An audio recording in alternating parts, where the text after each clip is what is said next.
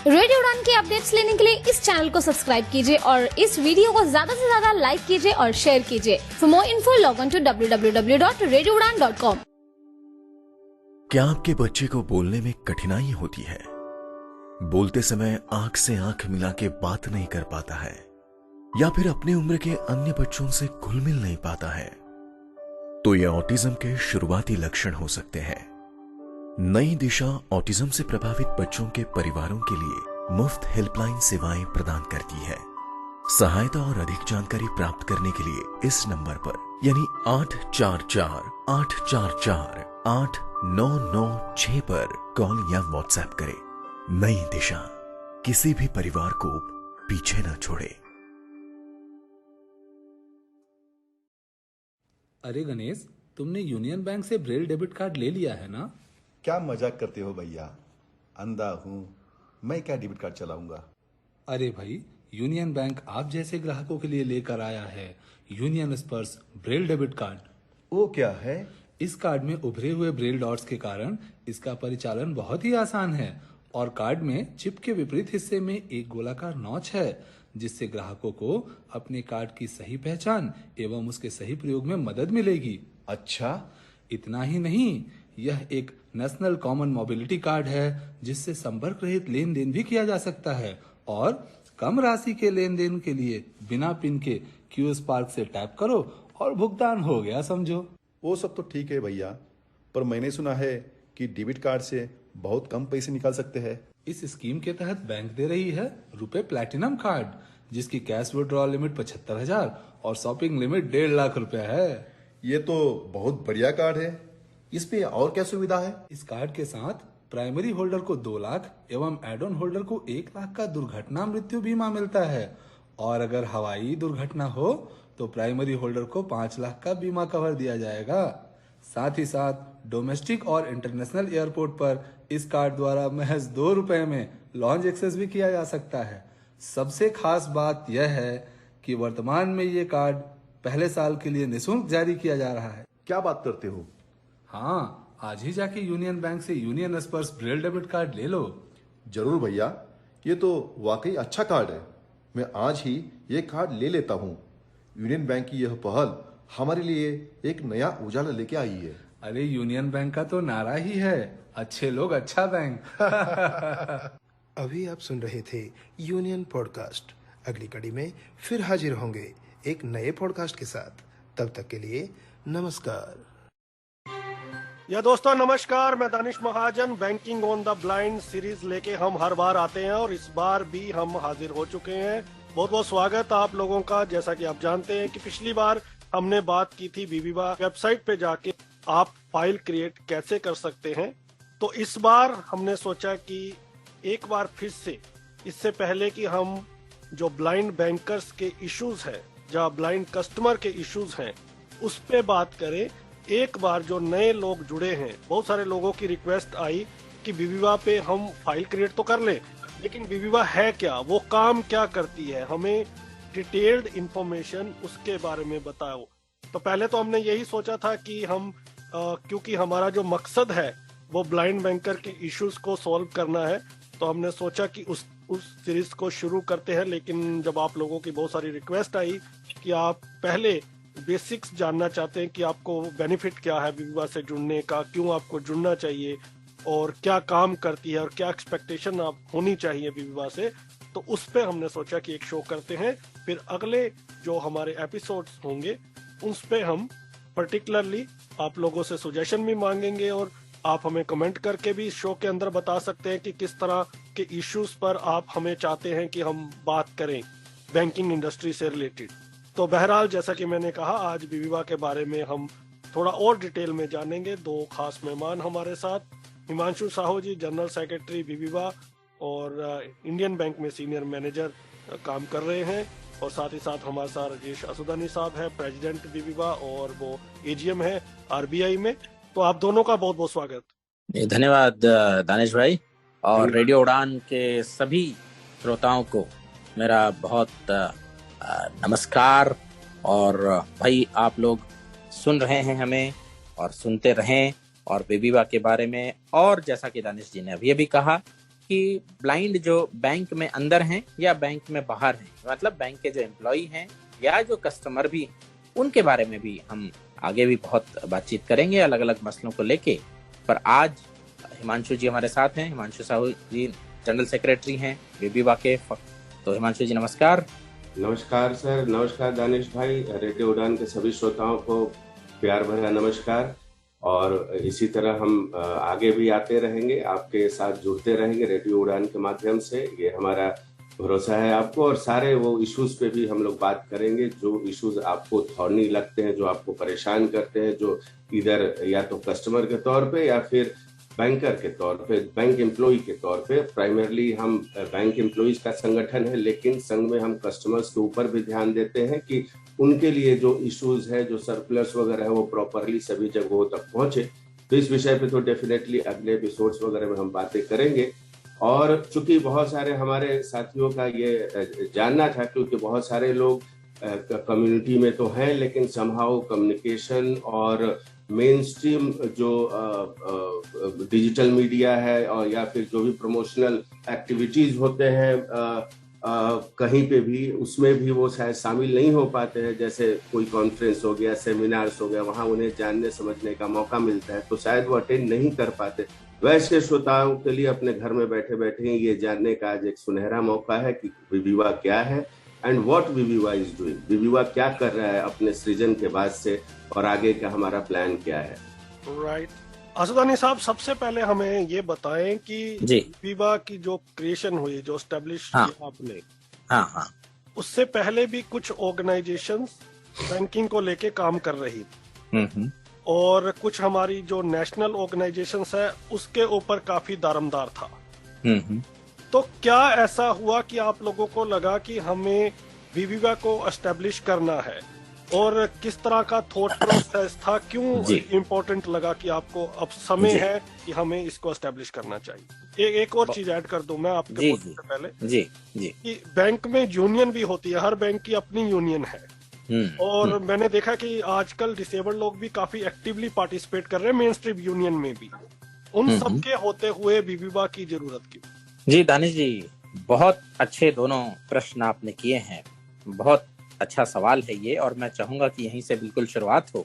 पहली बात तो ये बात बिल्कुल सही है, 100% सही बात है कि हमारे यहाँ बहुत सारी संस्थाएं, बहुत पुरानी संस्थाएं हैं, आज भी हैं और आगे भी रहेंगी, जो ब्लाइंड के लिए काम कर रही हैं। राष्ट्रीय स्तर की संस्थाएं हैं, कुछ क्षेत्रीय संस्थाएं, पर राष्ट्रीय स्तर पे भी काफी 4-5 संस्थाएं तो कम से कम मैं गिना सकता हूँ, जिनका काम बड़ा ऐतिहासिक रहा है और आज भी है। तो मैं ये कहूंगा कि देखिए, सेवा में स्पर्धा तो है ही नहीं, सेवा में स्पर्धा कभी हो ही नहीं सकती, और हम भी किसी भी संस्था से स्पर्धात्मक भाव से बिल्कुल नहीं करते हैं, हम सामंजस्य भाव से काम करते हैं। तो फिर सवाल ये आता है कि विविवा की स्थापना की ही क्यों गई? 2014 में विविवा का रजिस्ट्रेशन हुआ है, मैं बता दूं। तो ये था कि बैंक में धीरे धीरे काफी ब्लाइंड लोग ज्वाइन कर रहे थे। 2004 में स्वयं मैंने ज्वाइन किया, और मैं पहला ब्लाइंड व्यक्ति था आरबीआई में जो ग्रेड बी DR के पद पर मैं नियुक्त हुआ। तो धीरे धीरे बाकी बैंकों में भी जैसे जैसे रिजर्वेशन आने लगा और इम्प्लीमेंट होने लगा, आया तो 1995 में ही था लेकिन जैसे जैसे इम्प्लीमेंट होने लगा तो क्लास 1 में भी लोग ज्वाइन करने लगे, 3 और 4 में तो पहले से थे। तो हमने ये सोचा धीरे धीरे कि एम्प्लॉयमेंट पाना एक बात है, एम्प्लॉयमेंट पाने के बाद के जो इश्यूज हैं, बाद के जो मुद्दे हैं, वो बड़े बहुत सारे मुद्दे हैं, भीषण मुद्दे हैं, जिनको मैं कहूँगा। भीषण से मेरा तात्पर्य ये है कि पहला सवाल ही आता है कि भाई, जैसे मैंने शायद पिछली बार भी जिक्र किया था कि भाई अंधों को भी बैंक में रखते हैं क्या? अच्छा, रखते हैं, ये तो चलिए एक राह चलते व्यक्ति का प्रश्न हुआ। लेकिन जब आप बैंक में जाते हैं, दाखिल होते हैं, तो आपसे भी पूछा जाता है, आज भी पूछा जाता है कि आप क्या करें, आप क्या कर सकते हैं। दोनों तरह से पूछा जाता है, एक तो ईमानदारी, ऑनेस्ट क्वेश्चन जिसको मैं बोलता हूँ, और दूसरा होता है रिटोरिकल क्वेश्चन। ऑनेस्ट क्वेश्चन में जानना चाहते हैं कि वाकई आप क्या कर सकते हैं, कैसे कर सकते हैं, और रिटोरिकल क्वेश्चन होता है आप क्या करेंगे, मतलब आप कुछ नहीं कर सकते। तो आज भी ये चीज कायम है, तो उस समय भी थी ये चीज। तो हमने ये सोचा कि जो बाकी संस्थाएं हैं, एसोसिएशंस हैं, फेडरेशंस हैं, वे अपने तौर पे काम कर रही हैं, जागरूकता का भी काम कर रही हैं, और सारे क्षेत्रों में वो काम कर रही हैं। लेकिन एक फोकस जो होता है, भाई वही धूप अगर आप उसको वो लेंस से फोकस करें तो रस्सी जला सकती है, वरना धूप तो धूप है। तो हमने ये सोचा कि हम लोग जो बैंकों में हैं, ज्वाइन कर चुके हैं, हमारा ये फर्ज बनता है कि हम अपने लिए भी और औरों के लिए भी एक ऐसा प्लेटफॉर्म बनाएं, एक ऐसी संस्था बनाएं जिसका फोकस ही एक हो। वो फोकस ये हो कि जो ब्लाइंड और लो विजन लोग बैंकों में जॉब पाएं, बैंकों में लग चुके हैं, नियुक्त हो चुके हैं, उनकी जो वर्किंग कंडीशंस हैं, जो प्रोडक्टिविटी है, उनके कैसे काम करेंगे, क्या काम करेंगे और बाकी उनको बेनिफिट्स जो मिलने चाहिए, यही एक हमारा केवल एकमात्र फोकस किसी संस्था का ऐसा नहीं था। तो हमने सोचा कि हम एक संस्था स्थापित करते हैं, बाकायदा उसको पंजीकृत करवाते हैं, रजिस्टर्ड करते हैं। पहले भी इनफॉर्मली हम जुड़े हुए थे, जो ई ग्रुप पहले होते थे, वेब इंडिया आज भी है, तो आज तो व्हाट्सएप ग्रुप्स भी आ गए हैं, उस जमाने में व्हाट्सएप नहीं था, तो ईमेल के थ्रू बातचीत चलती थी। तो हमें ये लगा कि क्यों ना हम एक संस्था स्थापित करें और उसका फोकस केवल एक हो कि जो भी ब्लाइंड और लो विजन बैंकों में कार्यरत हैं, उनकी उत्पादकता को बढ़ाया जाए और उनको सारी जो सुविधाएं, उनका अधिकार है, वो प्राप्त हों और उनको एक संगठनात्मक रूप से संगठित किया जाए, ताकि वे जो भी मामलात हैं, जो भी इश्यूज हैं, उसको मिलजुल के टैकल किए। कहते हैं ना, अकेला चना भांड नहीं फूटता। तो उसी तरह हमने सोचा कि चाहे किसी के व्यक्तिगत इश्यूज हों या पॉलिसी इश्यूज हों, हम सब मिलजुल के एक संस्था के रूप में उसको हम टैकल करें। तो इसलिए विभाग की ये स्थापना सन 2014 में की गई थी। अब आपका दूसरा प्रश्न ये था कि यूनियनें होती हैं, हर बैंक में यूनियनें होती हैं। बिल्कुल होती हैं, होनी भी चाहिए। आजकल थोड़ा पता नहीं क्यों पिछले कुछ सालों से वो पावरफुल जितनी पहले हुआ करती थी, आजकल उतनी नहीं है पावरफुल। वो तो सारी दुनिया का मुद्दा है, उस पर मैं नहीं जाऊंगा। लेकिन वो यूनियनें और विविवा, इनमें एक तो अंतर क्या है और दूसरी बात, इनमें सामंजस्य कैसे स्थापित किया जाए। तो पहला तो मैं स्पष्ट कर दूं, हम लोग यूनियन नहीं है, हम लोग जो हैं वो एक एसोसिएशन है, एक रजिस्टर्ड एसोसिएशन है, संगठन है, पर यूनियन नहीं। इसमें कुछ कानूनी पक्ष भी हैं। एक यूनियन का रजिस्ट्रेशन लेबर लॉज के अंतर्गत होता है, जबकि एक एसोसिएशन का रजिस्ट्रेशन सोसाइटीज रजिस्ट्रेशन एक्ट के तहत किया जाता है। ये तो रहे कानूनी पहलू। लेकिन मुख्य बात जो है कि हम यूनियन क्यों नहीं हैं और हम एसोसिएशन क्यों हैं और इससे क्या फर्क पड़ता है, वो ये है कि यूनियन एक एक बैंक की जनरली होती है, अलग अलग बैंकों की अलग अलग यूनियनें होती हैं, फिर उनका मिलके कुछ संगठन भी बनता है, वो बात अलग है। तो एक तो हम एक बैंक तक महदूद नहीं है, हमारे यहाँ सारी बैंकों से लोग हमारे सदस्य आज हैं। एक बात तो ये। दूसरी बात, यूनियन का जो रवैया होता है, जनरली जो परंपरागत रूप से रवैया यूनियनों का रहा है, वो है एडवर्सरियल, या जिसको कन्फ्रंटेशनल अंग्रेजी में कहते हैं, कि भाई हमारी मांगे पूरी करो, हड़ताल करना, काम रोको। हमारा जो रवैया है वो इस तरह का रवैया नहीं है और हो भी नहीं सकता। वो इसलिए नहीं हो सकता कि आप अगर देखें तो 1% ब्लाइंड होने चाहिए, आज भी आधा % भी नहीं है ब्लाइंड, तो वो तो बैकलॉग बड़ा है, वो मुद्दा है। तो जहाँ कुछ हजार ब्लाइंड एम्प्लॉयज हैं लाखों में, सारे आप बैंक एम्प्लॉयज देख लें तो 10 लाख से ज्यादा होंगे भारत में, तो उनमें अगर हम 10,000 के आसपास भी नहीं है तो हम क्या कन्फ्रंटेशन कर सकते हैं मैनेजमेंट के साथ? नहीं कर सकते। सारे ब्लाइंड एम्प्लॉय आज भी हड़ताल पर चले जाएं तो बैंकिंग इंडस्ट्री को कोई विशेष फर्क नहीं पड़ेगा। और दूसरी बात, हमारे जो मुद्दे हैं ये सीधे सीधे ऐसे मुद्दे नहीं हैं कि जिनको दबाव डाल के हासिल किया जा सकता है। हमारे जो मुद्दे हैं, कई बार तो वो जानकारी ही नहीं होती मैनेजमेंट को, जागरूकता ही नहीं होती, कई बार बड़े बड़े लोगों को जागरूकता नहीं होती।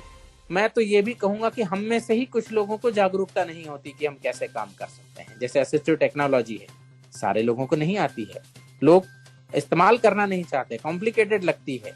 तो ये जो बात है ये किसी हड़ताल, धरने, प्रदर्शन से सिद्ध नहीं हो सकती। हम अगर मैनेजमेंट को बताना चाहते हैं कि भाई हमारा ट्रांसफर दूर दराज ना करिए, तो हमें बताना होगा कि क्यों ना करिए, हम कैसे काम करें बताना चाहते, हमें कौन से काम दीजिए हम बताना चाहते हैं।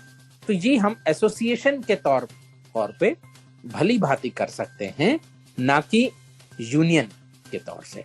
तो मैंने दो बातें कही, एक तो सेवा में स्पर्धा नहीं है, बाकी सारी संस्थाओं से हमारा मेल जोल है। अभी हमारी जो नेशनल कन्वेंशन हुई दिल्ली में वो AICB के प्रांगण में हुई, तो और हमने जो कोर्ट केस लड़ा वो भी AICB के साथ मिलकर लड़ा। इसी तरह बाकी सारी संस्थाओं के साथ भी हम मेल जोल रखते हैं, और क्योंकि आखिरकार तो मुद्दा एक ही है, ब्लाइंड का जो एम्पावरमेंट है वो मुद्दा तो एक ही, हम बैंकिंग सेक्टर में उसको देखते हैं, बाकी संस्थाएं जनरल रूप से देखती हैं। और दूसरी बात मैंने ये कही कि यूनियन एक अलग इकाई है, उसके अप्रोच अलग है, रवैया अलग है यूनियन का। हमारा रवैया समझाने का, बात करने का, जागरूक करने का, पिटीशन देने का, इस तरह से ये जो रवैया है। और हाँ, अगर मेंबरशिप की बात आती है तो हम ये कभी नहीं कहते कि हमारे मेंबर्स किसी और यूनियन के मेंबर ना बने, क्योंकि हम यूनियन है ही नहीं, हम एसोसिएशन। तो वे अपनी बैंक की यूनियन की सदस्यता बिल्कुल ले सकते हैं और उसके साथ विविवा के मेंबर हो सकते हैं। विविवा, ये मैं कहूंगा यहाँ पे, और हिमांशु जी भी मुझसे सहमत होंगे, कि एकमेव संस्था है, ये अकेली एक संस्था है जो सारे जो ब्लाइंड और लो विजन जो बैंकिंग और फाइनेंस सेक्टर में है इनका प्रतिनिधित्व करती है। बाकी ऐसी कोई संस्था नहीं, किसी बैंकों में बन रही हैं केवल संस्थाएं, लेकिन मैं तो ये कहूंगा कि विविवा का जो प्लेटफॉर्म मैं आऊंगा इसके ऊपर। जी जी जी बिल्कुल। तो बिल्कुल हिमांशु जी, आपसे समझना चाहता हूँ विविवा ने आज तक क्या किया है और क्या कर रही है, हमारे लिसनर्स को बताएं। तो दानिश जी, मैं थोड़ा सा पृष्ठभूमि में जाऊंगा। जैसा हमारे राजेश जी ने बताया कि 2014 में हम लोगों ने इसका पंजीकरण किया था, लेकिन उससे पहले भी हमारी एक्टिविटी शुरू हो गई थी एज एन ई ग्रुप, जिसके फाउंडर भी मैं खुशी से आपसे शेयर कर रहा हूँ कि हमारे प्रेसिडेंट साहब और हमारे दूसरे वॉलंटियर साथी रहे, और उसपे भी हमारे सैकड़ों साथी जुड़े रहे। तो उसके माध्यम से भी हम लोगों ने शुरू से ही information, study materials, guidance for newcomers, guidance for aspirants, वो सब हमारा वहाँ एक्टिविटी चलते रह रहा था। और जब 2014 में हमने इसको फॉर्मली लॉन्च किया, और उस दौरान हम जब रजिस्ट्रेशन वगैरह के प्रोसेस में थे, तो वहीं से हमारा एक बहुत ही आप कह सकते हैं कि यूनिक एक एफर्ट शुरू हुआ, और वो था कि department of personal and training ने मार्च 2014 में एक ड्राफ्ट सर्कुलर इशू किया, जिसमें उन्होंने उसका सब्जेक्ट था providing certain facilities to the persons with disabilities employed in central government departments etcetera. तो वहां पे जब उस ड्राफ्ट को हमने गो थ्रू किया तो हमने पाया कि वहां पे पब्लिक सेक्टर एंटरप्राइजेस तो मेंशन है, लेकिन पब्लिक सेक्टर बैंक्स मेंशन नहीं है। और ये एक ऐसी बात थी कि जिसने हमें ये हमारे मन में ये बिल्कुल ये शंका आई कि ये पब्लिक सेक्टर एंटरप्राइजेस में तो पब्लिक सेक्टर बैंक को काउंट नहीं किया जाएगा।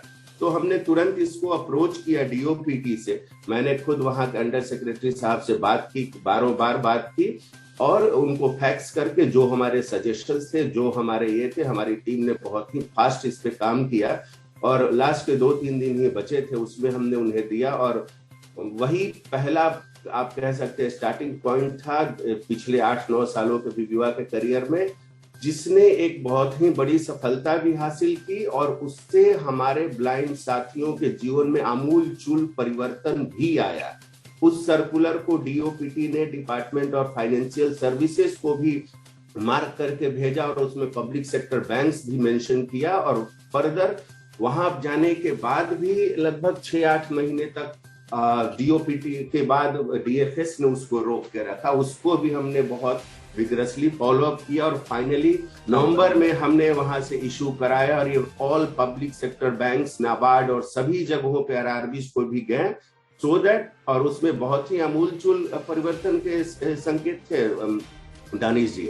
सभी को सॉफ्टवेयर मिले, हार्डवेयर मिले, ट्रांसफर पोस्टिंग उनके सहूलियत के हिसाब से दिया जाए, स्पेशल कैजुअल लीव की बात की गई, उनके अदर जो भी जॉब प्रोफाइल्स को टाइम टू टाइम अपडेट करने की, मतलब एक बहुत ही कॉम्प्रिहेंसिव वो सर्कुलर था।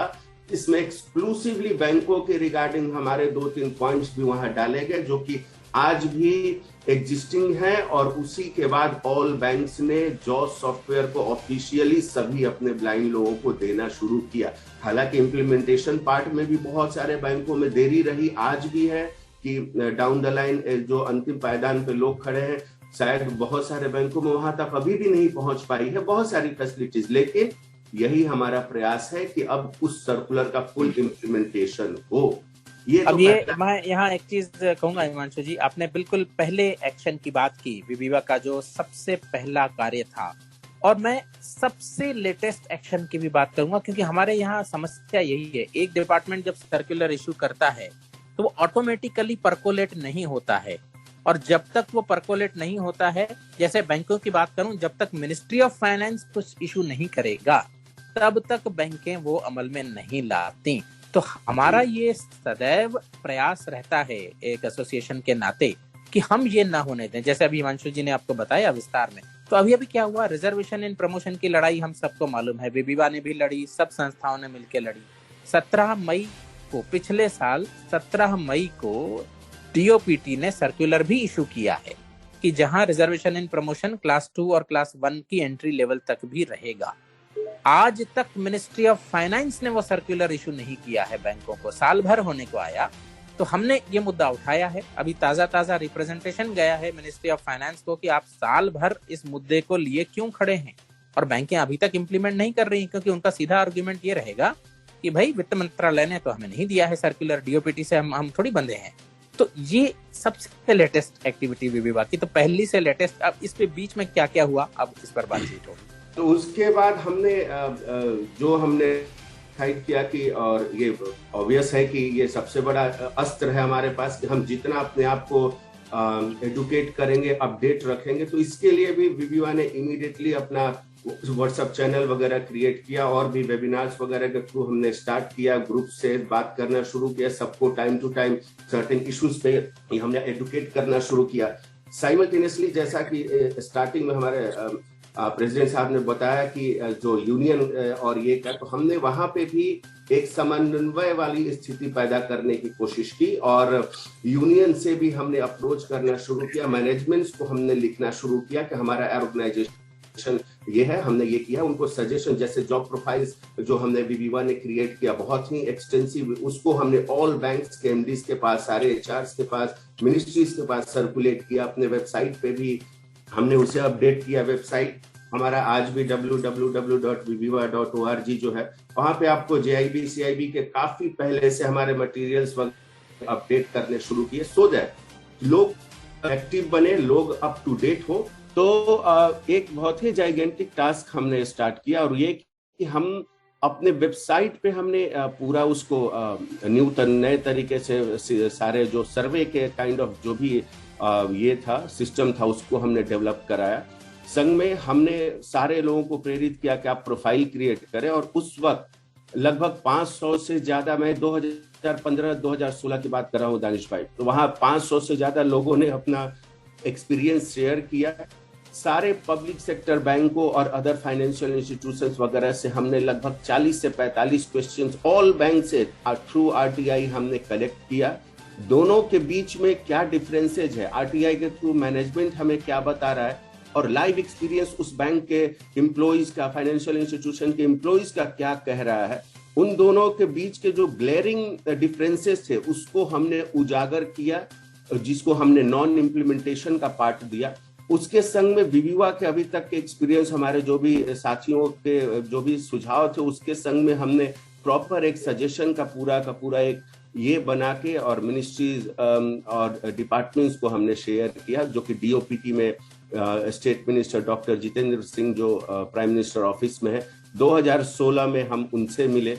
एक कॉम्प्रिहेंसिव 70 पन्नों से बड़ा सर्वे रिपोर्ट, जो कि यूनिक था, नॉट सिर्फ इंडिया में, शायद अब्रॉड में भी। ये हमें chief commissioner for person with disability office ने बताया कि ऐसा इंडस्ट्री बेस्ड सर्वे स्पेसिफिकली वीआई लोगों के लिए तो ऑल ओवर वर्ल्ड में ही हमने कहीं नहीं देखा है।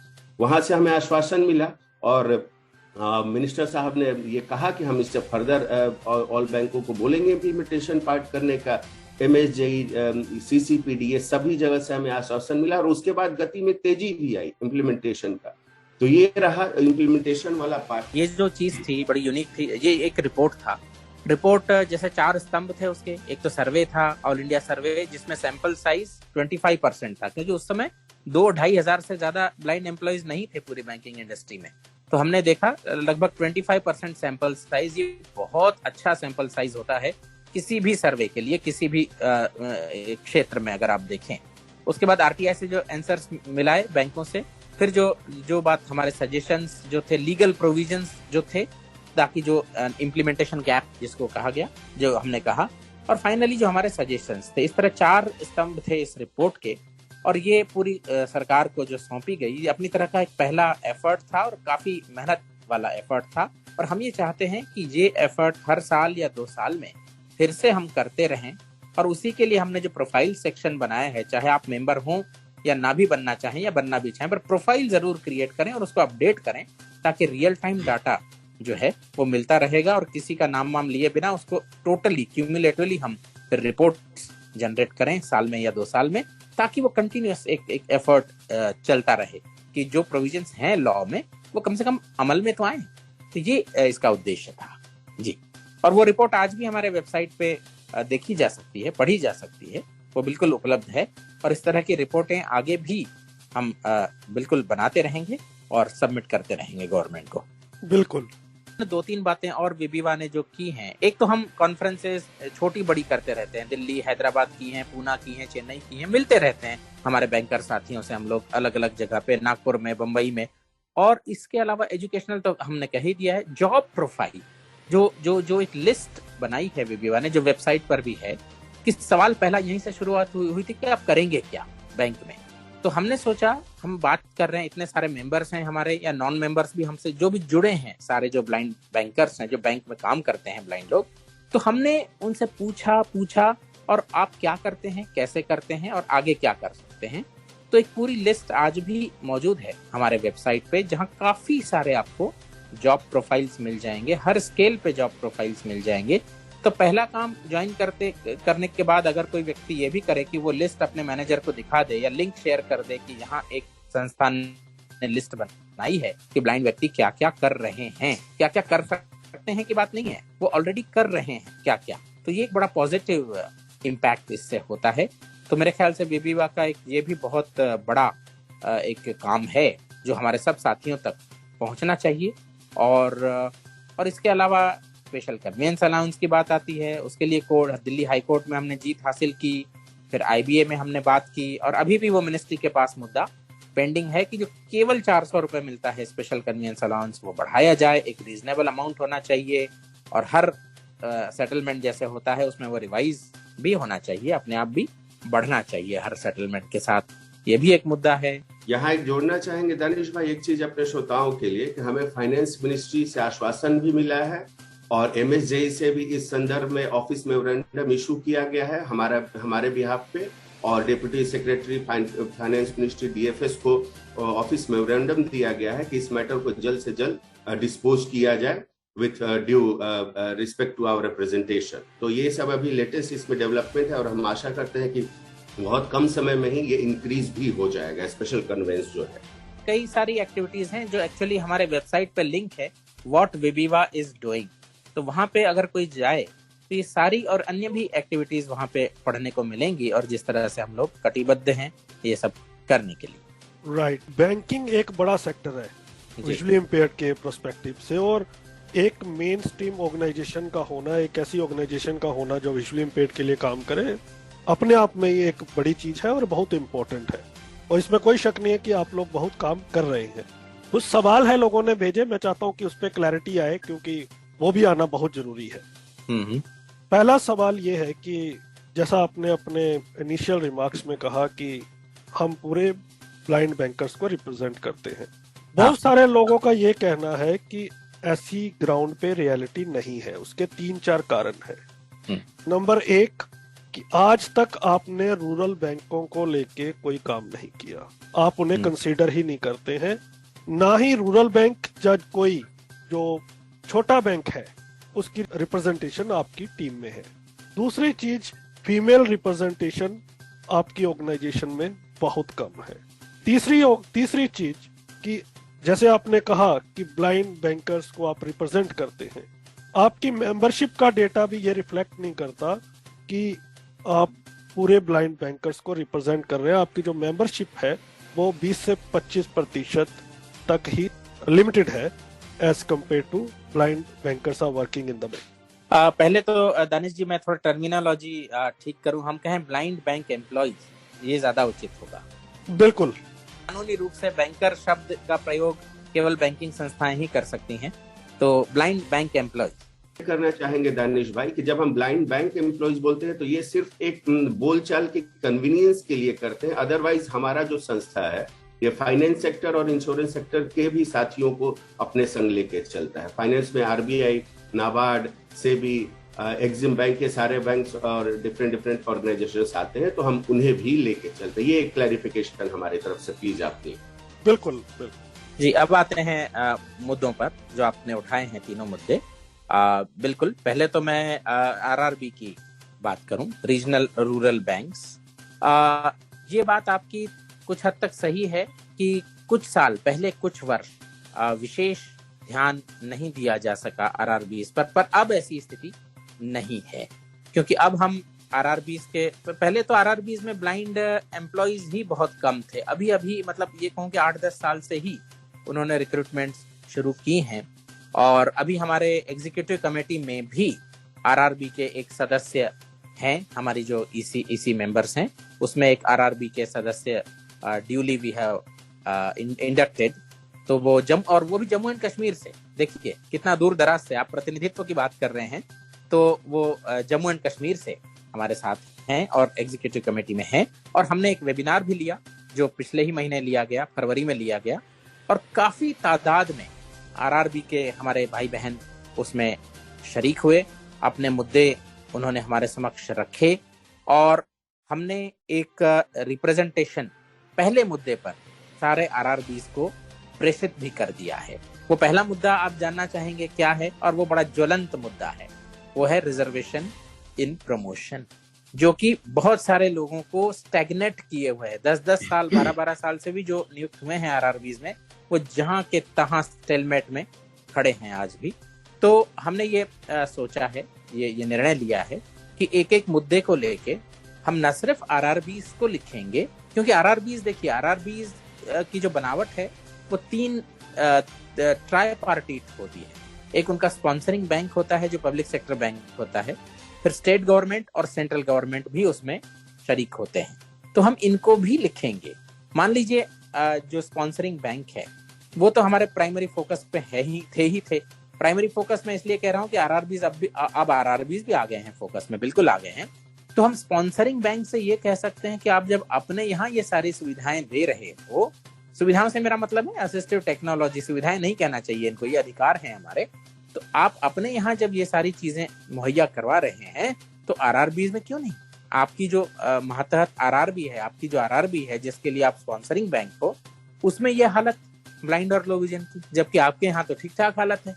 तो ये हम नाबार्ड भी रेगुलेटर है आरआरबीज का, तो हम आरआरबी, नाबार्ड और स्पॉन्सरिंग बैंक्स और साथ ही साथ सरकारें, इनको भी हमने लिखना शुरू किया है। और हमने एक ही दफा सारे के सारे मुद्दे नहीं लिखे, वो इसलिए कि उससे फिर बड़ी जनरलाइज हो जाती हैं चीजें। अच्छा ये 8-10 चीजें हैं, अच्छा आप देखे जाएं, धीरे धीरे होगा जो होगा। हमने फोकस करके एक एक, जैसे मिसाइल दागी जाती है ना, अब ये मैं केवल ये दे रहा हूँ, एनालॉजी दे रहा हूँ, इसको शब्दशः ना लें, कि एक एक करके मिसाइल जैसे दागी जाती है, उस तरह से एक एक रिप्रेजेंटेशन आरआरबी, नाबार्ड, इन सब के लिए हम पहला तो इशू कर भी चुके हैं। तो हर महीने कुछ ना कुछ जरूर इशू होगा आरआरबीज के लिए भी। थोड़ी सी बात और हम इसके जोड़ना चाहूंगा दानिश, बिल्कुल जोड़िएगा। मैं भी एक बात जोड़ दूं, आपने प्रमोशन का मुद्दा तो उठाया है जी, लेकिन आरआरबी के तमाम साथी तो मुझे ये कहते हैं कि उनको तो एक को जोज नहीं मिला आज तक, तो वो तो सीधा कहते हैं आप आइए और चले जाइए।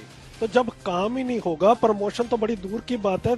अभी पहला, जो आपको नहीं लगता कि पहला स्टेप उनको जोश दिलवाना कि वो क्या काम कर सके, वो अपनी डिग्निटी के साथ वहाँ काम कर सके, वो स्टेप लेना चाहिए। जी, हमारा नेक्स्ट लेटर उसी पे जा रहा है दानिश भाई, और मैं आपको जस्ट इस पे जोड़ दूं कि हमारे पहले लेटर का ही इम्पैक्ट शुरू हो चुका है। नाबार्ड को भी हमने लिखा था, संघ मिनिस्ट्रीज को, और नाबार्ड ने ऑलरेडी सारे आरआरबीज को ये संवाद दे चुके हैं कि आप इस विषय में जो भी चीजें डेटा है अवेलेबिलिटी कराएं, सारे ये वहां से प्रेषित होना शुरू हो गया है। सारे आरआरबी को डिफरेंट एरियाज के पूछे जा रहे हैं, इवन यहाँ तक कि यूनियन से जुड़े लोगों के डिटेल्स भी मांगे जा रहे हैं कि सारे जो भी आपका जनरलाइज्ड यूनियन है, SC ST है, PWD कम्युनिटी के लिए, उसका भी डिटेल दीजिए, क्योंकि उन्हें उससे भी संपर्क करके एक्चुअल सिचुएशन को, तो एक बहुत ही इम्पैक्ट क्रिएटिव स्टेप हुआ है। और हमें आशा है कि हमारे अगले लेटर, जो कि already accessibility end of course providing of software and hardware and proper training, यही पे जा रहा है। क्योंकि ये सबसे, आपने जब बोला कि इम्पोर्टेंट है जरूर, लेकिन दो चीजें बहुत इंपॉर्टेंट है कि पहले आप बैंक में इन करेंगे तो, और उसके बाद ठीक है कुछ काम तो बिना जॉस, और ये कि भी बहुत सारे लोग बहुत सालों से करते आ रहे हैं। जब जॉस नहीं भी आया था तब, जैसे आपको भी ऐसे कई एग्जांपल्स होंगे, तो वो काम भी हमारे साथी कर रहे हैं। तो उस काम के बेसिस, और जॉस उन्हें मैनेजमेंट ने प्रोवाइड नहीं किया है, ऐसा नहीं है कि वो नहीं जानते। तो ये एक तरीके का कॉम्पनसेशन होगा कि भाई जैसे आप दूसरे लोगों को प्रमोट कर रहे हैं, सीनियरिटी बेसिस पे हो गया, मेरिट बेसिस पे हो गया, तो आप उन्हें भी प्रमोट करें। वो भी एग्जाम में अच्छा परफॉर्मेंस कर रहे हैं, वो भी इंटरव्यू में देख के अच्छे अपने परफॉर्मेंस दे रहे हैं, लेकिन सिंस उनके डिसेबिलिटी ग्राउंड पे आप सिर्फ उसको प्रमोट ना करें, ये तो बहुत मतलब हमें लग रहा है कि दुखद और पूरी तरीके से इनजस्टिस है। तो ये स्टार्ट हुआ है। अगला जो हमारा मुद्दा है वही है, और वो भी ज्वलंत मुद्दा है कि हम उनके परफॉर्मेंस को, और हमारा एटीट्यूड इसमें थोड़ा डिफरेंट है। हम ये सिर्फ नहीं कहते हैं कि एम्प्लॉइज को आप बेनिफिट, कहते हैं कि इससे आपके ऑर्गेनाइजेशन की क्या बेनिफिट होगी। हर एक ऑर्गेनाइजेशन का एक मैन पावर है, जिस हर एक पर्सन के ऊपर एक बिजनेस काउंट होता है, एक एक्सपेंडिचर काउंट होता है। तो वहां हम मैनेजमेंट को ये पहले भी समझाने में सक्षम हुए हैं पब्लिक सेक्टर बैंक्स में कि ये आपका और हमारे दोनों के लिए विन विन सिचुएशन है। यही चीज हम उन्हें भी कन्विंस करेंगे, और जरूरत पड़ी तो हम आरआरबीज के हेड्स वगैरह के संग में मीटिंग्स भी करेंगे, नाबार्ड के संग मीटिंग भी करेंगे दानिश। और इसमें दो बातें और हैं। बिल्कुल, पहली बात तो ये शब्दशः ठीक बात नहीं है कि किसी को भी जॉब नहीं मिला है आरआरबी में। कुछ लोगों को जरूर मिला है, क्योंकि अपनी अपनी एक एक्टिविज्म भी होती है। आप अगर मांगेंगे नहीं तो बिन मांगे तो माँ भी बच्चे को दूध नहीं पिलाती है। तो ये बात है, कुछ लोगों को जरूर मिला, हाँ, लेकिन मेजोरिटी को नहीं मिला है, ये मैं आज भी बात मानता हूँ। तो हम चाहेंगे कि हमारा जो प्रोफाइल सेक्शन है उस पर प्रोफाइल बनाएं और बोलें कि हमें जॉब नहीं मिला है। क्योंकि आप जब जाते हैं मैनेजमेंट के पास तो वो डाटा मांगता है। आज के जमाने में बिना डाटा के कोई बात मानने को तैयार ही नहीं होता साहब। आज तो ये बात है कि अगर रेप भी होता है किसी लड़की के साथ तो कहते हैं वीडियो क्लिप कहाँ है। तो ये बड़ी अजीब सी संस्कृति है आज हमारी। तो वो डाटा का क्रिएशन वो बहुत जरूरी चीज है। तो मैं वही अपील करूंगा हमारे आरआरबी के साथ से कि प्रोफाइल बनाएं, और प्रोफाइल में लिखें कि हमें असिस्टिव टेक्नोलॉजी लिखने की भी बात नहीं है, चुनने की बात है। वहां पे चेक बॉक्सेस हैं, रेडियो बटन्स हैं, लिखना भी नहीं होगा आपको। आप वहां बोलिए कि ये हमें नहीं मिला है, जॉब बिल्कुल नहीं मिला है हमें। तो वो एक आंकड़ा हमको मिलेगा कि देखिए हमारे इतने लोगों को जॉब तो मिला ही नहीं है, बोल रहे हैं, तो आप दीजिए, बिल्कुल दीजिए। तो हम तो एप्लीकेशन तक ड्राफ्ट करके कई बार देते हैं, जो लोग नहीं लिख पाते या जो लोग हमसे सुझाव मांगते हैं, इस तरह का भी हम सपोर्ट करते हैं। तो ये बात है कि इस तरह से ये होगा, बिल्कुल होगा। ये मैं जरूर मानता हूँ प्रेसिडेंट होने के नाते विभा के, कि हमें और थोड़ा जल्दी करना चाहिए था आरआरबीज के मामले में। थोड़ा सा समय जो है वो आई अपोलोजाइज फॉर दिस। हम जरूर इसका नुकसान भरपाई भी करेंगे, हम काफी इसको तरजीह देंगे। इस दौरान हम एक अपना उल्लेखनीय कार्य भी जोड़ना चाहेंगे दानिश भाई। बहुत कम लोगों को पता होगा कि पश्चिम बंगीय ग्रामीण बैंक में वीआई को कभी रिक्रूटमेंट ही नहीं होता था। आज से 6 साल पहले की हम बात बता रहे हैं। इस मुद्दे को हमारे सामने यहाँ के लोकल एनजीओ के थ्रू लाया गया था। इस मैटर को मैंने खुद सीसीपीडी में उठाया, और सीसीपीडी ने बहुत ही त्वरित तरीके से उस वक्त ये करके बैंक को, नाबार्ड को, सबको ये किया, और उस रिक्रूटमेंट को हेल्ड कर दिया गया था। और उसके बाद उन्होंने प्रोपोर्शनेटली वीआईस का ये करके क्षमा याचना भी मांगा सीसीपीडी से कि हमें जानकारी ही नहीं। तो वहां के बाद से पश्चिम बंगीय ग्रामीण विकास बैंक में ये रिक्रूटमेंट फॉर वीआई शुरू हुआ। तो वो एक मुद्दा हमारे सामने लाया गया था जिसे हमने छोड़ा नहीं, हमने उस पर कार्य किया। तो थोड़ा सा हमारे साथियों से भी अपील है कि और ज्यादा से ज्यादा जुड़े। वो जुड़ रहे हैं, बहुत बड़ी संख्या में अभी आरआरबी के साथी हमारे सदस्य भी बने हैं, प्रोफाइल भी क्रिएशन किया है और हमारे वॉलेंटियर्स ग्रुप में भी वो शामिल होके सारे WhatsApp groups, communications and all को वो मेंटेन कर रहे हैं। तो बड़ा ही इंपॉर्टेंट जिम्मेवारी भी अब वो उठा रहे हैं संगठन में। अच्छा, अब दूसरी बात आपने कही महिला प्रतिनिधित्व की, तो पहले तो मैं बता दूं हमारी ईसी में हमारी जो कोषाध्यक्ष हैं वो महिला हैं। पिछली ईसी में जो है 3 महिलाएं थी हमारे साथ ईसी में, और अभी भी इसी में जरूर हम शामिल करेंगे महिलाओं को, काबिल महिलाओं को, योग्य महिलाओं को। और अगर आप हमारा मेंबरशिप डाटा देखें तो उसमें मेरे ख्याल से जितना प्रतिनिधित्व बैंकिंग इंडस्ट्री में महिलाओं का है, ब्लाइंड महिलाओं की बात करूं, ब्लाइंड और लो विजन, तो 50-50 नहीं है, आधा नहीं है। अगर आप आंकड़े भी बटोरें तो महिलाएं इन जनरल ही जॉब में महिलाएं 30% के आसपास हैं इंडिया में, और ब्लाइंड महिलाएं बैंकिंग में मेरे ख्याल से 20% के आसपास। जितने ब्लाइंड हैं उनमें से 20-25% महिलाएं हैं। तो इस तादाद में तो हमारी मेंबर भी महिलाएं उससे ज्यादा ही, 20-25% से शायद ज्यादा ही होंगी हमारे जो डाटाबेस में है मेंबर्स जो हैं हमारी। तो लेकिन बिल्कुल महिलाओं का प्रतिनिधित्व होना चाहिए, हर स्तर पे होना चाहिए, और मैं अपील करूंगा उनसे कि आगे आएं। हमारी जो सदस्य हैं वे भी आगे आएं और हमारी अलग अलग समितियों में, अलग अलग मुद्दों में वो सहभागी हों। और हमारी जो कोषाध्यक्षा हैं उनका तो काम बहुत सराहनीय है, और आप देखेंगे कि आज अगर कोई मेंबरशिप लेना चाहे तो उसे विदिन 3 डेज मेंबरशिप कार्ड मिल जाता है। ये हमारी कोषाध्यक्षा के प्रयासों से ही होता है। मेंबरशिप अब बढ़ेगी, मेंबरशिप बढ़ रही है, दिन बिल्कुल बढ़ रही है, काफी तेजी से बढ़ रही है। और मैंने जैसा कहा, जो 2015 में हमने सर्वे किया तो 25% सैंपल साइज थी उस सर्वे की। आज अगर हम मान लें, क्योंकि देखिए पुष्ट आंकड़े नहीं हैं, वो आरटीआई वगैरह जब फिर से होगा तब आंकड़े मिलेंगे, क्या 10,000 ब्लाइंड एम्प्लॉइज बैंक में होंगे आज की डेट में? मैं नहीं समझता, शायद 8,000 के आसपास होंगे। अगर आरआरबी और फाइनेंशियल सेक्टर को मिलाए तो शायद 9-10 हजार चले जाए। जी, तो हमारी मेंबरशिप हम तो चाहेंगे बढ़े, ज्यादा से ज्यादा लोग आए। और कई बार कई सारे ऐसे मुद्दे भी आते हैं, हमसे लोग पूछते हैं, हम समझाते हैं। कई डर भी एक है, डर इन द सेंस कि लोग कहते हैं भाई हमारा प्रोबेशन पूरा नहीं हुआ, या लोग कहते हैं कि हमारी मैनेजमेंट इसको ठीक ढंग से नहीं लेगी अगर हम मेंबर बन जाएं बेबी वाके। तो ये जो बातें हैं इनसे हमें बाहर निकलना होगा। हाँ, हमें अपनी मैनेजमेंट से या तो उनको अलग अलग बैंकों में अलग अलग रूल होते हैं, या तो हमें इन्फॉर्म करना है उनको कि हाँ भाई हम मेंबरशिप ले रहे हैं। देखिए, भारतीय संविधान में हमारे जो मूलभूत अधिकार हैं उनमें से एक अधिकार है कि हम किसी भी एसोसिएशन का सदस्य बन सकते हैं, ये हमें रोका नहीं जा सकता है। तो बस मैनेजमेंट को इन्फॉर्म करना है कि भाई हाँ हम मेंबर बन रहे हैं। या कहीं कहीं पर ऐसा होता है, अगर आप ईसीवीसी में हैं या कहीं हैं तो आपको परमिशन लेनी पड़ती है उसकी। तो जहां जैसा रूल है उस हिसाब से आप मेंबर बन सकते हैं, और ज्यादा से ज्यादा हमारे साथ लोग जुड़ रहे हैं, ये बड़ी खुशी की बात है। तो ये मेरे ख्याल से ये जारी रहेगा कि इसका एक बहुत बड़ा ओनस हमारे साथियों पे भी जाता है। अगर आप इंक्वायरी करें तो आपको पता चलेगा कि हमारे जो भी संचार के आज के डेट के क्विक माध्यम है, जैसे व्हाट्सएप सबसे क्विक माध्यम है, लगभग डेली ही हमारी तरफ से अपील की जाती है। और लोगों को मैं बीइंग द जनरल सेक्रेटरी, मैं आपको अपना एक्सपीरियंस बता रहा हूँ। अपने हाथों से लगभग पिछले 1-1.5 महीने में मैंने खुद से बात करके लगभग 200 लोगों को भी तुरंत मैंने मेंबरशिप दिलवाया। लेकिन अपील पे जनरली लोग नहीं आ पा रहे, और आप समझ सकते हैं कि किसी ऑर्गेनाइजेशन का एक लिमिटेड रिसोर्स होता है, लिमिटेड मैन पावर होता है।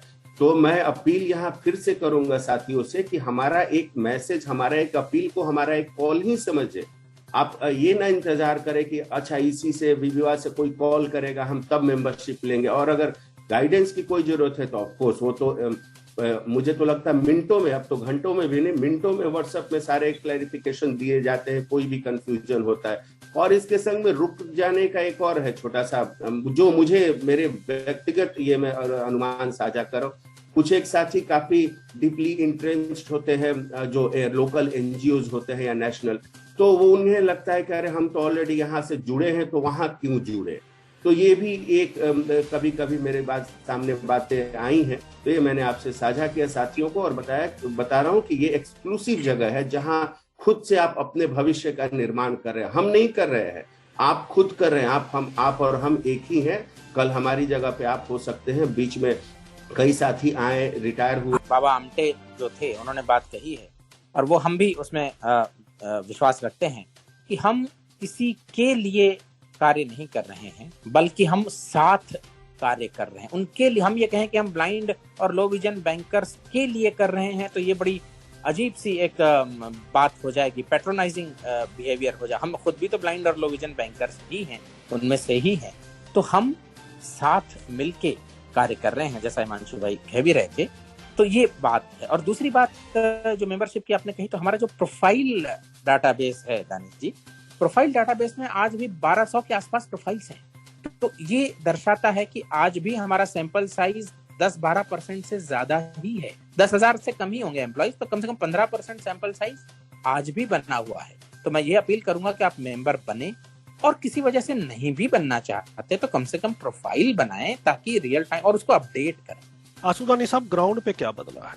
जो आपने बिगिनिंग में बताया वही इशू हम डिस्कस कर रहे हैं। सॉफ्टवेयर्स का मुद्दा हो, वो यूं का तू बरकरार है। अभी मेरी एक सीनियर बैंकर से बात हो रही थी कुछ दिन पहले, वो उनको 2-3 प्रमोशंस भी मिल गई। वो पहले बहुत अच्छा काम करती थी, अब वो कहती हैं कि हर बार स्टाफ चेंज हो जाता है, कितनी बार मैं मत्था मारूं, आज भी मुझे वो काम नहीं दे रहे, अब मैंने बोलना छोड़। काम को लेके सिचुएशन यूं की तू है, ट्रांसफर के इशू आज भी यूं के तू है। मैं आपसे ये समझना चाहता हूं कि क्या ये दो चीजें आप नहीं करवा सकते? एक कि अगर किसी की विजुअली इम्पेयर्ड की ज्वाइनिंग होती है बैंक एम्प्लॉय की, उसी टाइम पे उस रिस्पेक्टिव बैंक आईबीपीएस की ओर से जो भी अथॉरिटी है, रिक्रूटिंग अथॉरिटी है या जो सिलेक्ट करती है, कि साथ के साथ ही ये जाए कि ये ब्लाइंड बैंक एम्प्लॉय आपके पास आ रहा है, उसको ऑन द स्पॉट ये वाली रिक्वायरमेंट दे के ही एस्टेब्लिश किया जाए। दूसरा इंपॉर्टेंट चीज मैं आपसे जानना चाहता हूं कि इसमें क्या कोई आप काम करें? हर बैंक का इंडक्शन कोर्स होता है ज्वाइनिंग के समय पे।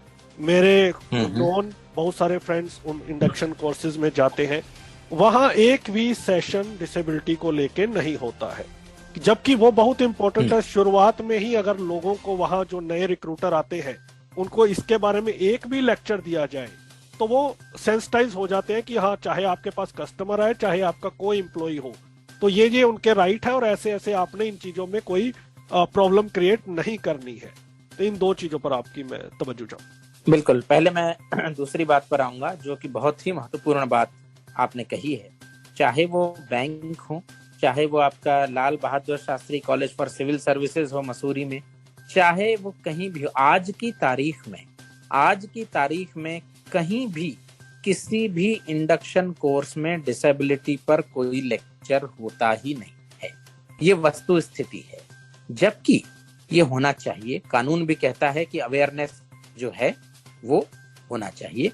तो बैंकों में भी बैंकों में तो अपना एक एजेंडा आज से हिमांशु भाई को हम एक एजेंडा के तौर पे लेते हैं कि ये हर बैंक में हर स्तर पे जहां कहीं भी इंडक्शन ट्रेनिंग प्रोग्राम होता है वहां डिसेबिलिटी मॉड्यूल 1 या 2 लेक्चर्स होने चाहिए, कि ताकि डिसेबल्ड से आप कैसे डील करें और उसके कैसे डिसेबल्ड व्यक्ति काम करता है। 21 डिसेबिलिटीज की अगर जानकारी 2-2 मिनट भी दी जाए तो 1.5 घंटे का मॉड्यूल एक बनाया जाए और वो अलग अलग स्तरों पे उसको डिसेमिनेट किया जाए। ये बैंकों के लिए हम जिम्मेदारी ले सकते हैं कि ये आगामी कम से कम 1 वर्ष के अंदर ये पूरे भारत में सारी बड़ी जो बैंकें हैं, सारी जो जितनी भी बैंकें हैं, उनको हम ये कहें कि ये कानून तो कहता है, लेकिन आप जब तक इसको अमल नहीं करेंगे तब तक ये होगा नहीं। अब इसमें सवाल है कि वो मॉड्यूल कैसे बनाया जाए। तो ये सारी संस्थाएं जो हैं डिसेबिलिटी की मिलके, अभी मेरी बात हो रही थी जॉर्ज जी से दिल्ली में, iway.org जो संस्था, वो इस पर बड़ा काम करते हैं। तो मैंने उनसे वही कहा कि एक मॉड्यूल बनाया जाए जिसको हम अलग अलग स्तरों पर, या सरकार खुद बनाए मॉड्यूल, कोई दिक्कत नहीं है, पर वो हर इंडक्शन प्रोग्राम में कम से कम एक संवेदनशीलता तो उत्पन्न होगी।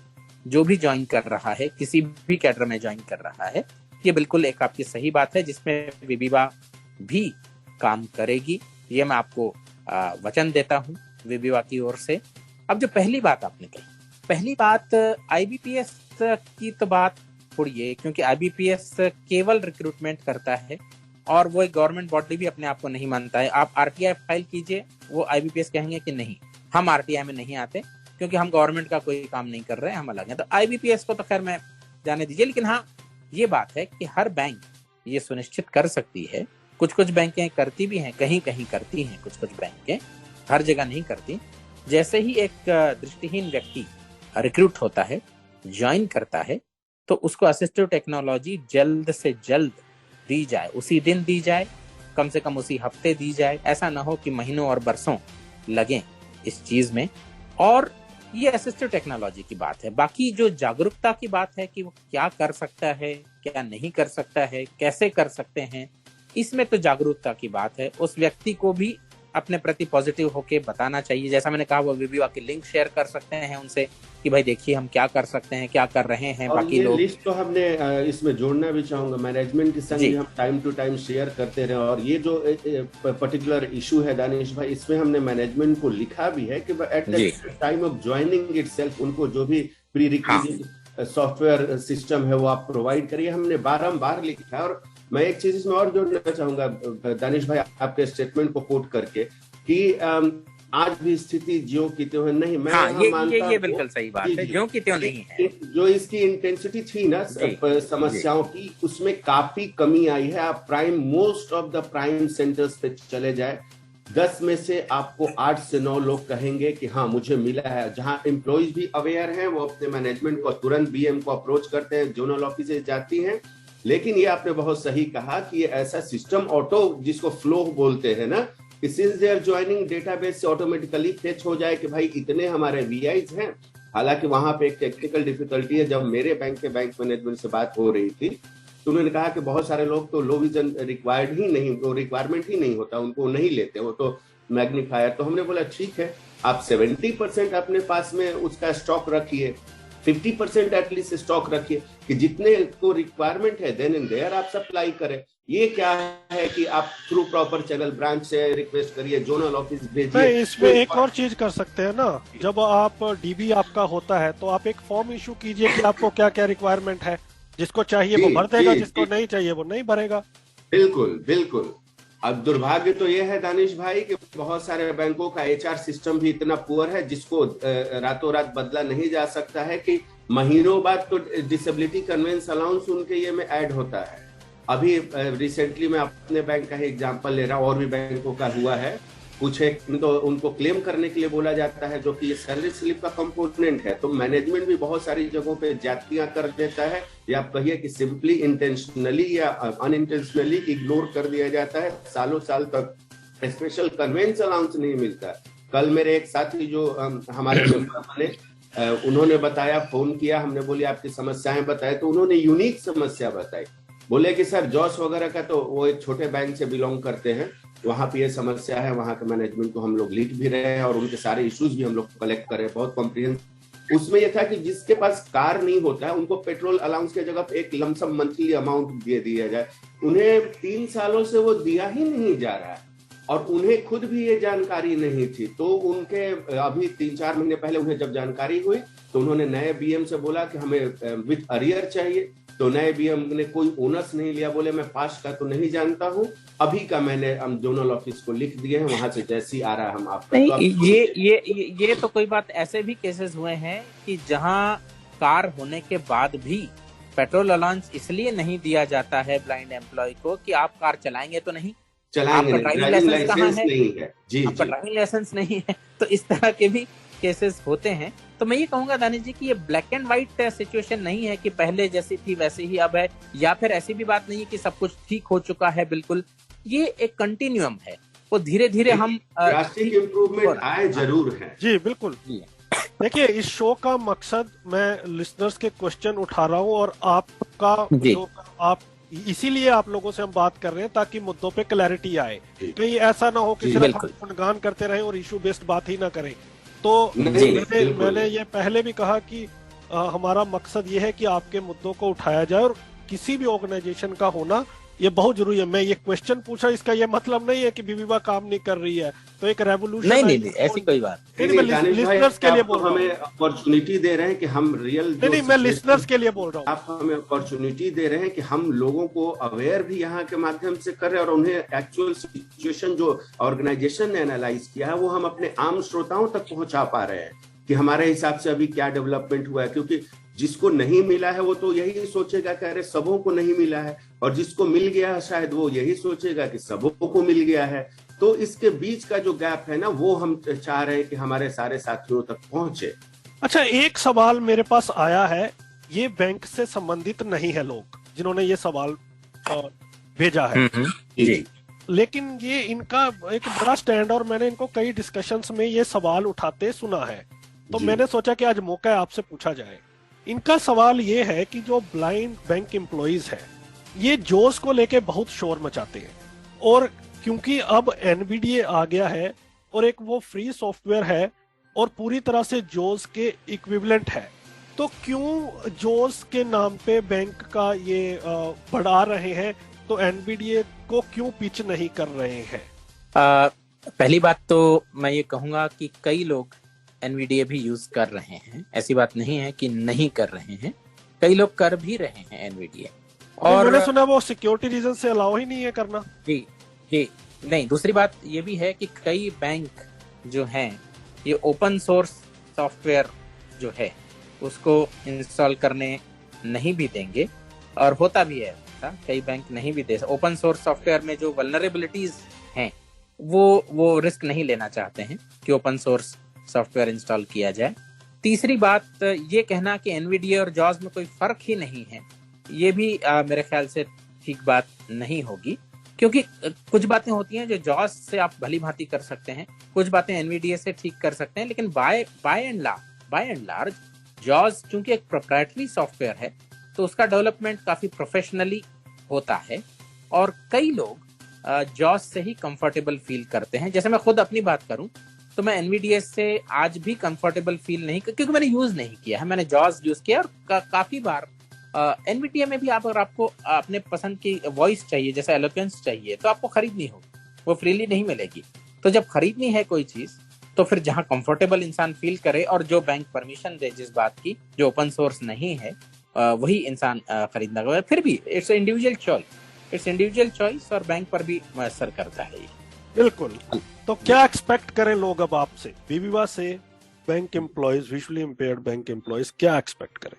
एक्सपेक्ट हमसे लोग बिल्कुल करें, बहुत कुछ करें। पहली बात तो ये एक्सपेक्ट करें कि अगर प्रोफाइल बनाते रहेंगे, हमारी सदस्यता लेते रहेंगे, तो हम हर साल, जैसे मैंने रिपोर्ट की बात की थी 2016 में सबमिट की थी सरकार को हमने, इसी तरह की रिपोर्टें, मिनी रिपोर्ट्स जिसको हम कहें, हर साल या कम से कम 2 साल में एक दफा तो हम जनरेट करके पॉलिसी लेवल पे हम सरकार को दे सकते हैं। जहां पॉलिसीज की चेंजेस की जरूरत है वहां हम रिप्रेजेंटेशंस दे ही रहे हैं, कंटिन्यूअसली दे रहे हैं, हर महीने रिप्रेजेंटेशंस जा रहे हैं, फॉलोअप भी हो रहा है, और ये मिनी रिपोर्ट्स भी जाएंगी। ये हो गई पॉलिसी की बातें। पॉलिसी का अमल होना, ये सामुदायिक रूप से जो प्रयास चल रहे हैं, और इंडिविजुअल जो व्यक्तिगत रूप से जो एक्सपेक्टेशंस की मैं बात करूं, तो अगर कोई अपनी लड़ाई लड़ना चाहता है तो हम उसमें उसके सपोर्ट बिल्कुल करेंगे, चाहे वो रिप्रेजेंटेशन ड्राफ्ट करना हो, सुझाव देना हो। कई बार लोगों को ये लगता है कि केवल हम इशू फोन पे बता दें और हमारा इशू सॉल्व हो जाए, तो वो ऐसा नहीं होगा, ये एक्सपेक्ट ना करें। इशू सॉल्व तभी होगा जब अपनी लड़ाई खुद लड़ेंगे। हाँ, हम साथ खड़े रहेंगे, हम बिल्कुल, लेकिन यूनियन की तरह यूनियन और हम में थोड़ा सा फर्क है, ये मैंने पहले ही बताया। तो इस तरह से व्यक्तिगत रूप से भी हम सपोर्ट होता है लोगों को व्यक्तिगत लड़ाई में, और पॉलिसी लेवल पे पॉलिसी बनाने से लेके पॉलिसी का अमल होने में भी सिस्टमिक लेवल पे भी हम काम कर रहे हैं। तो इन दोनों में हम थोड़ी बातें और जोड़ना चाहेंगे in terms of elaboration Danish भाई। इम्प्लीमेंटेशन कैसे हो, एक्सपेक्टेशन तो यही है ना कि हर सर्कुलर, हर एक पॉलिसी प्रॉपरली इम्प्लीमेंट हो जाए, और उसके बाद हम लोग next level of better policies की बात सोच पाए या कर पाए। तो इम्प्लीमेंटेशन के लिए जैसे ग्रास रूट लेवल पे हमारे सभी साथियों को क्या मिल रहा है, नहीं मिल रहा है, उसको इंश्योर करने के लिए हमें माइक्रो लेवल पे जाने की बातें हैं, जरूरत महसूस हुई। और आप तो हमारे नेशनल कॉन्फ्रेंस में थे भी, जिसमें हमने वो रेजोल्यूशन पास किया, बहुत ही इंपॉर्टेंट, कि हम बैंक वाइज अपना यूनिट क्रिएट करें साल के अंत तक, इस फाइनेंशियल ईयर के अंत तक, सो दैट कि हमारे वो जो रिप्रेजेंटेटिव साथी हो वो अपने अपने बैंकों की वस्तु स्थिति एकदम डाउन द लाइन, अंतिम पायदान तक के लोगों से समझ पाए, उसके बेहतरी के लिए मैनेजमेंट तक को भी रेगुलर बेसिस पे बैंक मैनेजमेंट को अप्रोच करें, और हम सेंट्रल लेवल से तो मैनेजमेंट प्लस अथॉरिटीज जो भी है, पॉलिसी मेकर्स, उनको एक संग तो दिन रात लाइजनिंग कर ही रहे हैं। तो ये हमारा माइक्रो लेवल पे प्रोग्राम है, जो कि इससे हमारे साथियों के एक्सपेक्टेशंस काफी हद तक फुलफिल होंगे।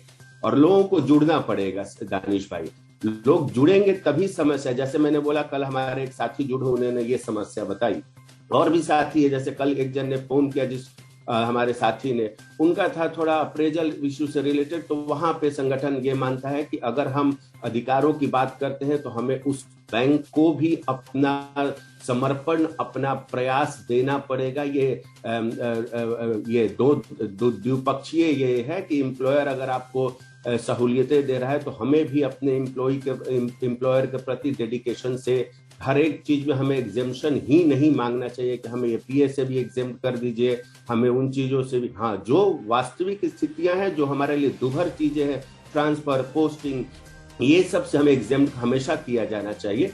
लेकिन जहां से हमारे स्किल्स में बढ़ोतरी हो रही है उन चीजों को हम स्किप करें, हमारे परफॉर्मेंस के बेसिस पे हमें मार्क्स अलॉट हो रहे। अब तो पीएमएस सिस्टम भी आ गया जो कि automatically targets and achievement basis पे न सिर्फ बीआई का बल्कि और सभी साथियों, मतलब जो दृष्टिवादी साथी नहीं है उनके ब्रांचों में, मतलब जो आप कह सकते हैं फिजिकली फिट लोग हैं, उनका और हमारा सब एक बेसिस पे हो रहा है एनालिसिस।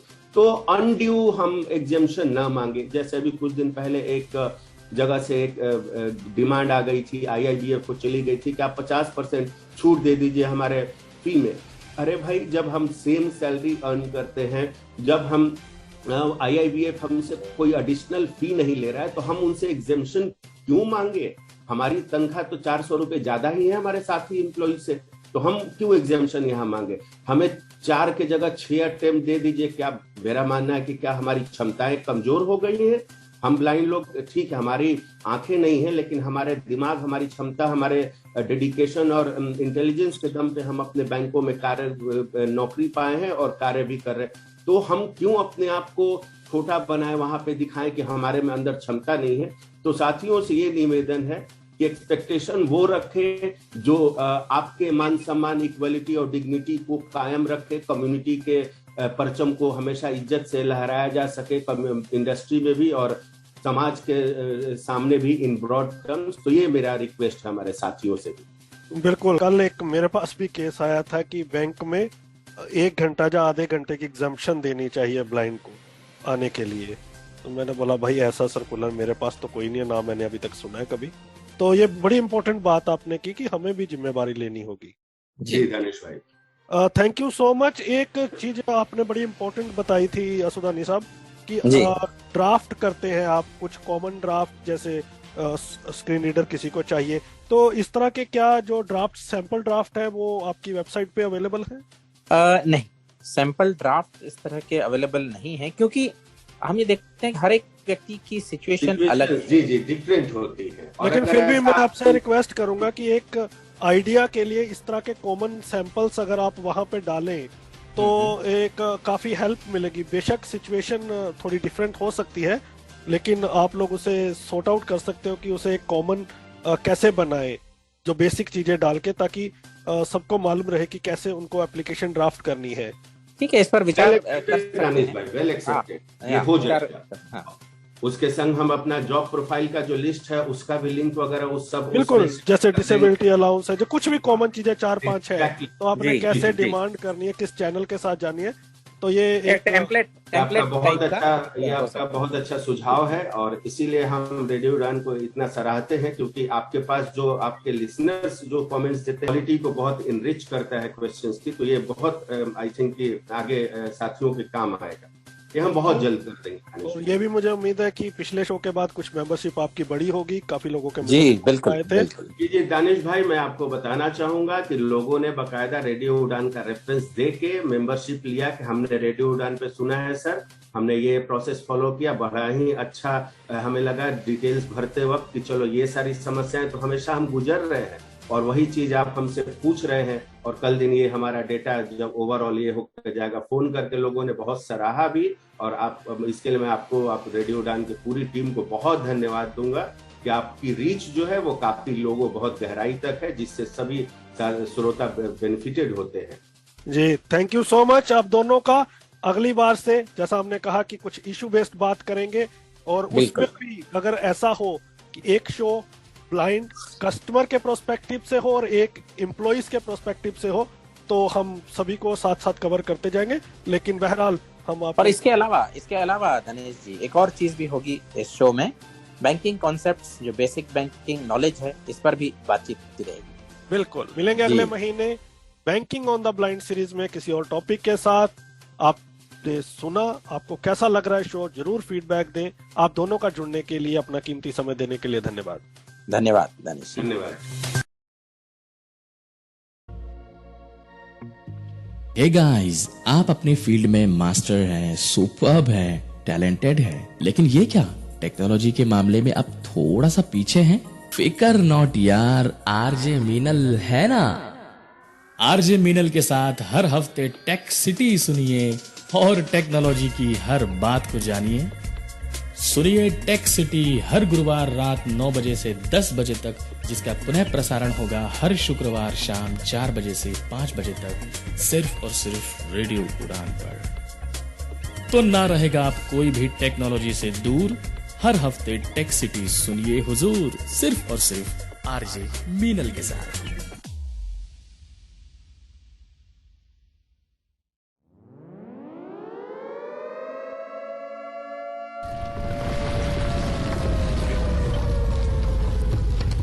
दुर्घटनाएं, डिजास्टर्स। बुधवार रात 10 बजे और गुरुवार शाम 5 बजे राजीव भावरी की जुबानी, सिर्फ और सिर्फ रेडियो उड़ान पर, जिन्हें सुन आपके पैर ठंडे हो जाएंगे, रोंगटे खड़े हो जाएंगे। राजीव भावरी से आप सुनेंगे बड़े पैमाने पर घटित हो रही प्राकृतिक और मौसमी आपदाएं एवं दुर्घटनाएं, जिसके सामने इंसान बेबस और लाचार नजर आते हैं। For more info log on to www.radioudan.com या डाउनलोड करें हमारी app radio Udaan from Play Store और ऐप स्टोर से। रिश्तों में है तकरार, अब तो कोई ऐसा दिन नहीं जब हमारी लड़ाई ना होती हो। या ऑफिशियल लाइफ में है तनाव। हाँ, ऑफिस भी टाइम पर पहुंचता हूँ, सारा काम टाइम पे पूरा करके देता हूँ, फिर भी ये कहा जाता है कि यार तुम्हारी जॉब खतरे में है। एकदम मैं परेशान हो चुका हूँ, बताओ अब मैं क्या करूँ। आरजे नरेश सुनेंगे, समझेंगे आपकी हर बात, दिल से दिल तक में होगा आपकी हर समस्या का सटीक इलाज और सही समाधान। अपनी बात को उनके सामने बहुत पोलाइटली तरीके से रखें, ये काम करता है। तो सुनना ना भूले लाइव शो दिल से दिल तक, हर गुरुवार रात 10 बजे से 11 बजे तक और रिपीट हर शुक्रवार शाम 5 बजे से 6 बजे तक। For more info log on to www.radioudan.com या फिर डाउनलोड करें radio Udaan app from Play Store या ऐप स्टोर से। जब खबर हो पक्की तो तहलका तो मचेगा। क्या हो रहा है आज, क्या होने वाला है कल, अब ये है अप टू डेट रहने का वक्त with latest PWD news, job alerts, events and current happenings. साथ ही साथ जानिए विभिन्न NGOs के बारे में जो कार्यरत हैं PWD वेलफेयर के लिए। Only with Gauri Kuber in the show community colours, जो कि प्रसारित किया जाएगा शुक्रवार रात 9 बजे एवं शनिवार शाम 4 बजे। सुनना बिल्कुल ना भूलिएगा।